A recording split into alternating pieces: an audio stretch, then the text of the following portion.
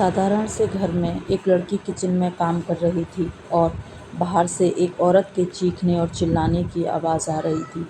वह लड़की रोते हुए फिर भी काम किए जा रही थी। तभी पीछे से उसी की उम्र की लड़की आती है और उसके बालों को कसकर अपनी मुट्ठी में पकड़ लेती है और कहती है, तुम मर क्यों नहीं जाती? क्यों हम सबके ऊपर बोझ बनी हुई हो? अरे जिस आदमी ने तुझसे मोहब्बत की तू उस आदमी की ना हो सकी तो हमारी क्यों होगी? तेरा तो मर जाना ही ठीक है, हम भी इस बोझ से मुक्त हो जाएंगे।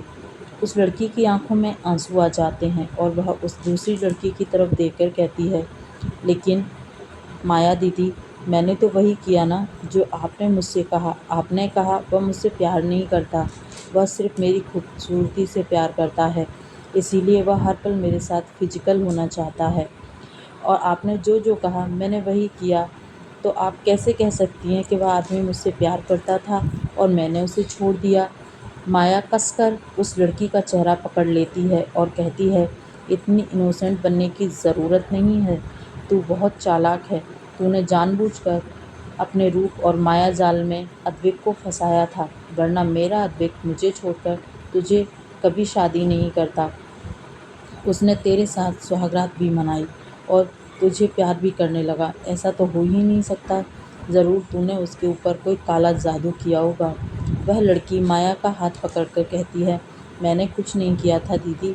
आप हमेशा मुझसे बोलती थी कि अद्विक जी आपसे प्यार करते हैं, इसीलिए मैंने कभी अद्विक जी को प्यार का जवाब प्यार से नहीं दिया।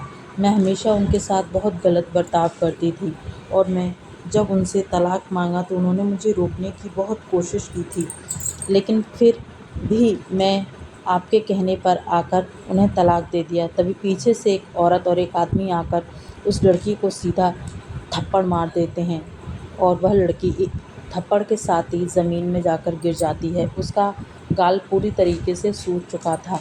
वह तीनों हंसते हुए उस लड़की से कहते हैं, अरे पागल लड़की, अद्विक रायजादा तुझसे प्यार करता था, वो तुझसे शादी करना चाहता था। ये सब कुछ तो हम लोगों ने प्लान बनाया था, जिससे हम तुझे अद्विक की ज़िंदगी से निकाल कर माया की शादी उससे कर सकें। लेकिन वह तो इतना पत्नी भक्त निकला कि तुम्हें तलाक देने के बाद भी उसने माया से शादी करने के लिए साफ साफ इनकार कर दिया। उसने कहा, तुमने भले ही तलाक के पेपर साइन कर दिए हैं, लेकिन अद्विक रायजादा ने तुम्हें तलाक नहीं दिया। तुम आज भी उसकी बीवी हो। वह आज भी तुमसे मिलने की कोशिश करता है और जानती हो, आज तो तुमसे मिलने आया भी था और हमने उसे जान से मार दिया। जैसे ही उस लड़की के कानों में यह आवाज़ आती है कि अद्विक को मार दिया, वह लड़की ज़ोर से चिल्लाती है और गुस्से से कहती है, यह तुम लोगों ने बिल्कुल ठीक नहीं किया। आज तक तुमने जो कहा मैंने सब किया, लेकिन तुमने सबके मेरे साथ धोखा किया और इस धोखे का सिर्फ एक अंजाम हो सकता है, वह है मौत। तभी वह तीनों लोग उस लड़की के बालों को पकड़ उसे फर्श पर धक्का देकर कहते हैं, यह तो कुछ भी नहीं। आज तक तुम्हारे और अद्विक के बीच जो कुछ भी हुआ वह सब कुछ हम लोगों ने जानबूझ कर किया था। उस रात माया और अद्विक के बीच कुछ नहीं हुआ था। अद्विक ने माया को खुद को हाथ भी नहीं लगाने दिया था, लेकिन तुमने जो देखा तुमने उसे सच मान लिया। तुम्हें लगा अद्विक और माया एक दूसरे से प्यार करते हैं।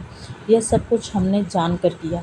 तुम इतनी बड़ी बेवकूफ़ थी कि तुमने हमारी हर बात का आंख बंद करके विश्वास किया। इसमें हम लोगों की गलती नहीं थी, बल्कि इसमें तुम्हारी बेवकूफ़ी की गलती थी। तभी वह तीनों ज़ोर ज़ोर से उस लड़की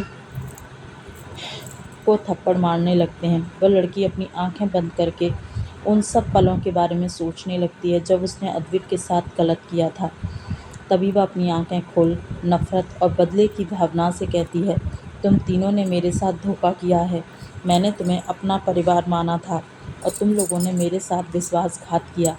मैंने तुम लोगों के चक्कर में आकर अपने पति को छोड़ दिया, जो इस दुनिया में मुझे सबसे ज़्यादा प्यार करता था। मैं तुम लोगों को कभी माफ़ नहीं करूँगी। अगर मेरी मौत हो भी जाती है, तब भी मैं तुम तीनों को अपने साथ लेकर मरूँगी। वह तीनों उस लड़की को देखकर ज़ोर ज़ोर से हंसने लगते हैं। तभी माया उसके करीब आकर उसके गाल पर थप्पड़ मारकर कहती है, तू कुछ भी नहीं कर सकती। तू सिर्फ हम लोगों के लिए एक मोहरा थी, जिसे जब तक हमारा मन किया हमने इस्तेमाल किया, और अब तू हमारे किसी काम की नहीं है। क्योंकि हमने अद्विक रायज़ादा की पूरी प्रॉपर्टी मिल चुकी है जो उसने तेरे नाम की थी, और कल रात हमने वो पेपर्स तुझसे साइन कराकर वो सब कुछ अपने नाम कर लिया। माया उस लड़की के करीब आकर कहती है, निमिषा, तुम्हारे साथ जो कुछ भी हुआ वह तुम्हारी वजह से हुआ है, क्योंकि तुम्हें हम लोगों पर विश्वास था, तुम्हें खुद के पति पर भरोसा नहीं था, जो तुम्हें हमेशा हमसे दूर रहने के लिए बोलता था, हमसे प्रोटेक्ट करने की कोशिश करता था, हर पल तुम्हें हमारी सच्चाई बताने की कोशिश करता था, लेकिन तुमने कभी उसकी बात पर भरोसा ही नहीं किया, बल्कि तुमने हमेशा उसे ही गलत समझा। वह लड़की नम आँखों से उन सब की तरफ देखकर कहती है, मैं तुम लोगों को कभी माफ़ नहीं करूँगी। अगर मुझे मेरी ज़िंदगी को जीने का दोबारा मौका मिला तो तुम सब की मौत मेरे हाथों होगी, यह वादा है मेरा।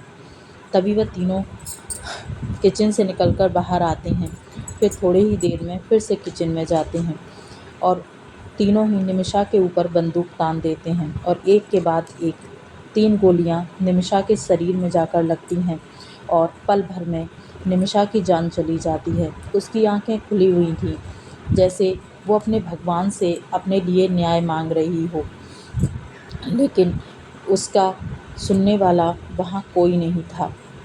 एक बहुत ही खूबसूरत कमरे में एक लड़की बेड पर सोई हुई थी और उसके चारों तरफ किसी के तेज-तेज सांस लेने की आवाज़ आ रही थी।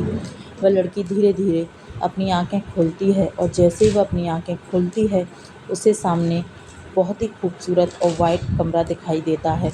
वह फिर से अपनी आँखें बंद कर लेती है और फिर से खोलती है, तो उसे अपने कानों में वही मर्दाना, भारी और कठोर आवाज़ सुनाई देती है, कैसी हो बीबी? निमिषा एक बार फिर अपनी आंखें बंद कर लेती है, जैसे ये सब एक सपना हो और वो आंख खोलेगी तो टूट जाएगा। लेकिन वो जब दोबारा से अपनी आंखें खोलती है तो देखती है उसके पास उसका पति अद्विक बैठा था। अद्विक को एक बार फिर अपनी आंखों के सामने देखकर निमिषा की आंखों में आंसू आ जाते हैं। उसे ऐसा लगता है जैसे उसने यह सब कुछ सपना देखा। वह एक झटके में अद्विक के सीने से लग जाती है। यह पहली बार था जब निमिषा ने अद्विक को अपने गले लगाया था, वरना वह हमेशा ही अद्विक से दूर रहती थी, कभी उसे अपने करीब नहीं आने देती थी। शायद उसके दिल में कोई डर था या उसे अद्विक से प्यार नहीं था। ये सब बातें अद्विक को लगती थी, लेकिन ऐसा तो कुछ भी नहीं था। अद्विक हैरानी से अपने सीने से लगी उस लड़की को देख रहा था, जो कभी उसे एक उँगली तक नहीं छूने देती थी। आज वह लड़की उसके सीने में छुपी हुई रो रही थी। अद्विक प्यार से निमिषा के बालों पर अपना हाथ फेर कर कहता है, क्या हुआ? कोई बुरा सपना देखा या अभी भी तबीयत खराब है? बताओ, मैं अभी डॉक्टर को बुला देता हूँ। कुछ पल खुद को शांत करने के बाद निमिषा अद्विक से अलग होकर कहती है, नहीं, ऐसा कुछ नहीं है। अद्विक एक बार फिर अपना चेहरा बिना किसी भाव के बना लेता है, क्योंकि निमिषा का उसे दूर जाना उसे पसंद नहीं आया था, लेकिन वह निमिषा पर कोई ज़ोर ज़बरदस्ती भी नहीं करना चाहता था। यह लड़की उससे मोहब्बत करे, उसके करीब रहे, उसे पर अपना हक जमाए, यही तो वो चाहता था। वो किसी और के लिए अपना हक ना छोड़े। अद्विक ने निमिषा को बदलने की कुछ कोशिश की थी, लेकिन वह बदल नहीं पाया, क्योंकि वो अद्विक को छोड़कर चली गई थी। यह सब बातें निमिषा के मन में चल रही थीं। इन सब बातों से अनजान अद्विक एकदम से उठकर खड़ा होता है और कहता है, आई एम सॉरी, मुझे तुम्हारे कमरे में नहीं आना चाहिए था। यह कहकर जैसे ही वह उस कमरे से बाहर अपने कदम बढ़ाता है, उसके कानों में बहुत ही प्यारी और मीठी आवाज़ सुनाई देती है, आप ऐसा क्यों कह रहे हो अद्वैत? यह आपका घर है, मैं आपकी पत्नी हूँ, आप मेरे पास कभी भी आ सकते हैं। अद्वैत के चेहरे पर एक छोटी सी मुस्कान आ जाती है और वह मुड़कर निमिषा की तरफ देखकर कहता है, तुम तैयार होकर नीचे आ जाओ, साथ में ब्रेकफास्ट करते हैं। निमिषा हाँ बोल देती है। अद्वैत उस कमरे से बाहर चला जाता है। अद्वैत के कमरे से निकलने के बाद निमिषा धीरे से उठकर वॉशरूम की तरफ चली जाती है और वॉशरूम के गेट को लॉक करके आईने के सामने खड़ी हो जाती है। आज वह उतनी खूबसूरत लग रही थी जितनी वह अपनी शादी के वक्त हुआ करती थी। निमिषा को कुछ समझ नहीं आ रहा था, उसने जो देखा वह सपना था या सच, लेकिन अभी वह इसी असमंजस में फंसी हुई थी कि तभी उसे वॉशरूम में कैलेंडर दिखाई देता है। वह जल्दी से जाकर कैलेंडर पर आज की डेट और सन देखती है तो हैरान रह जाती है। उसके चेहरे की हवाइयाँ उड़ जाती हैं। उसे याद आता है यह शादी के 8 दिन बाद की बात है, जब निमिषा की तबीयत खाना खाने की वजह से खराब हो गई थी और निमिषा अपने मन में कहती है, इसका मतलब मैं 5 साल पीछे आ गई हूँ, जहाँ मेरी और अद्विक की शादी को अभी सिर्फ 8 दिन हुए थे और आज माया यहाँ आकर तमाशा करने वाली है, मुझे अद्विक के खिलाफ भड़काने वाली है। लेकिन इस बार ऐसा कुछ नहीं होगा। कहीं मुझे महादेव ने दूसरा मौका तो नहीं दिया? वह मेरे बदले में मेरा साथ तो नहीं देना चाहते? शायद उन्हें मेरे पर थोड़ी सी दया आ गई थी और उन्होंने मुझे दूसरा मौका दे दिया, या यह सब मेरा भ्रम है। यही सब सोचते हुए निमिषा की नज़र आईने में खुद पर जाती है। न उसकी मांग में सिंदूर था, न गले में मंगलसूत्र, न हाथों में चूड़ा, न पैरों में पायल। यह सब कुछ उसने माया और उसके माँ बाप के कहने पर निकाल दिया था।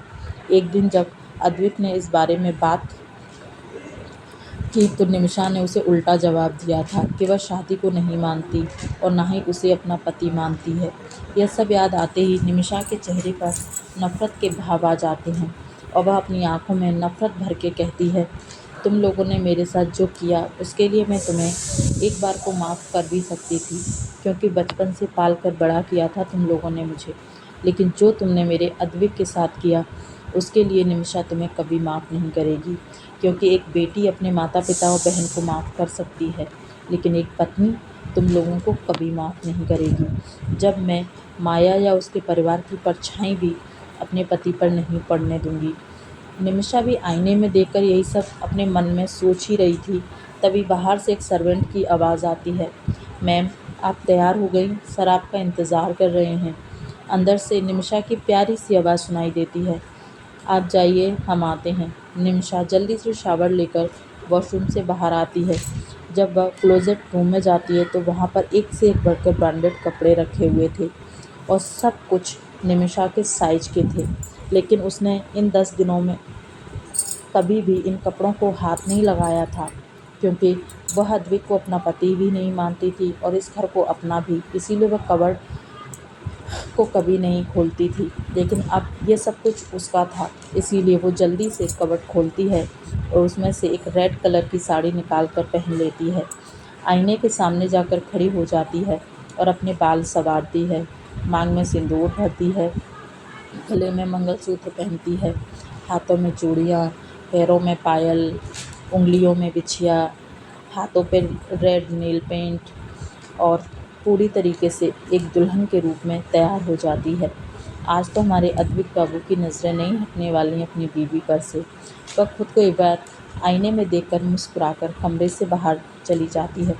जैसे जैसे सीढ़ियों से नीचे आ रही थी, उसके पायल की छन छन पूरे घर में गूंज रही थी, जिसे सुनकर एक बार को अद्विक भी हैरान रह जाता है। तभी उसकी नज़रें सीढ़ियों से उतरती अपनी बीवी पर पड़ती है, जिसे देखकर उसकी नज़रें उस पर ठहर जाती हैं।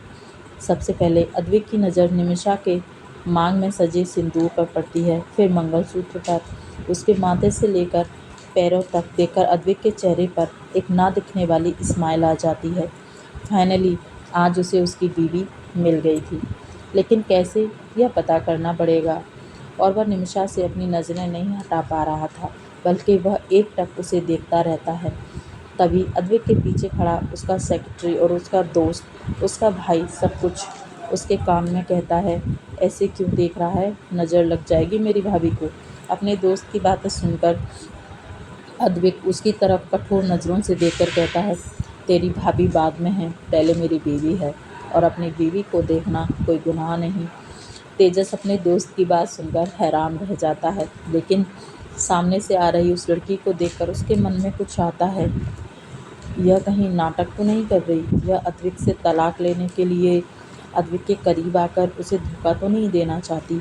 यह सब कुछ सोचते हुए तेजस का मन खट्टा हो जाता है, क्योंकि वह माया को बहुत अच्छे तरीके से जानता था और वह निमिषा की मासूमियत को भी जानता था। माया निमिषा को हमेशा अपने इशारों पर नचाती रहती थी और निमिषा माया के इशारों पर नाचती भी थी। कितनी बार अद्विक और तेजस ने निमिषा को समझाने की कोशिश की, लेकिन निमिषा तो कुछ समझने के लिए तैयार ही नहीं थी। तेजस अभी यही सब सोच ही रहा था कि तभी उसके कानों में निमिषा की आवाज़ आती है। गुड मॉर्निंग तेजस भैया। गुड मॉर्निंग अद्वैत।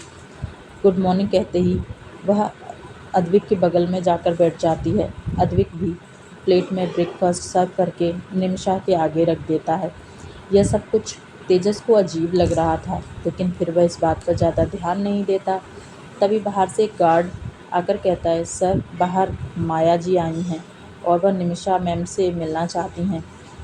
निमिषा गार्ड की तरफ देखकर कहती है, उनको जाकर बोल दो कि निमिषा घर पर नहीं है, वह अनाथ आश्रम गई है। जैसे ही अद्विक को और तेजस के कानों में निमिषा के कहे गए शब्द जाते हैं, दोनों हैरानी से निमिषा को देखने लगते हैं, लेकिन निमिषा तो अपने ब्रेकफास्ट पर अपना ध्यान लगाए हुए थी। तेजस धीरे से अद्विक की तरफ झुककर कहता है, भाई आज मैं कोई सपना तो नहीं देख रहा? यह भाभी को क्या हुआ है जो आज वह अपनी बहन से मिलने से मना कर रही हैं? यह तो चमत्कार हो गया। कहीं भाभी को पता तो नहीं चल गया कि उनकी बहन चुड़ैल है? अद्विक अपनी कठोर नज़रों से तेजस को देखता है तो तेजस हड़बड़ाकर सीधा बैठ जाता है और चुपचाप अपनी प्लेट पर ध्यान लगा लेता है। वहीं वह गार्ड अभी भी खड़ा हुआ था। निमिषा उसकी तरफ देखकर कहती है, अब क्या हुआ आपको? वह गार्ड खड़ा होकर कहता है, मैंने उनसे एक बार पहले कहा था कि मैडम आप घर पर नहीं हैं, तो उन्होंने यह कहा कि आप घर पर नहीं हैं, तो वह अद्विक सर से मिलना चाहती है। निमिषा गहरी सांस लेकर कहती है, ठीक है, उन्हें अंदर भेज दो, और खुद डाइनिंग टेबल से खड़ी हो जाती है। अद्विक घूर कर निमिषा की तरफ देखता है तो निमिषा अद्विक की तरफ देखकर कहती है, मैं देखना चाहती हूँ कि अभी वह यहाँ किस मकसद से आई है, क्योंकि जितना मैं उन्हें जानती हूँ वह यहाँ बिना किसी मकसद के तो कभी नहीं आ सकती। तो बस मैं